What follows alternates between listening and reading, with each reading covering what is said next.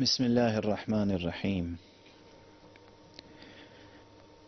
انسانی نفسیات پر جغرافیائی،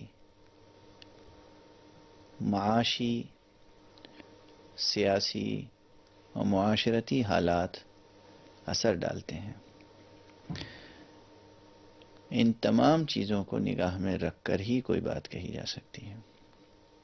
اگر واقعی مکمل علمی تجزیے کا سہارا لیا جائے، ورنہ سطحی اور سرسری طور پر تو بہت سی باتیں کہی جاتی ہیں، لیکن بنیادی طور پر ایک دو جملوں میں اگر کوئی بات کہی جا سکتی ہے تو وہ یہ ہے کہ مشرقی قوموں میں اور بطور خاص مشرق میں رہنے والے مسلمانوں پر شاعرانہ کیفیتیں زیادہ طاری ہیں،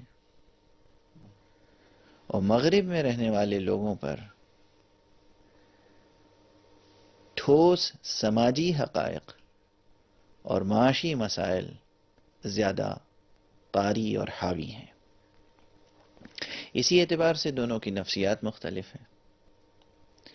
آج تک ماضی میں بھی یہ بات رہی ہے اور آج تک اس کیفیت سے نکل نہیں پائے ہیں مشرق کے رہنے والے کہ ان کی سوچ، ان کے فیصلے، زندگی کے بڑے بڑے فیصلے شاعرانہ ہوتے ہیں، اور یہی سبب ہے ان کے زندگی کی دوڑ میں پیچھے رہ جانے کا۔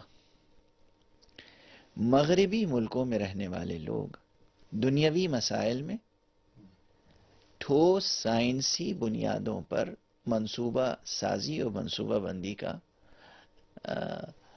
انحصار کرتے ہیں۔ اس اعتبار سے دنیاوی مسائل میں آپ دیکھیں گے کہ مغرب ترقی کر رہا ہے، آگے بڑھ رہا ہے، اور مشرق کے لوگ پیچھے ہیں۔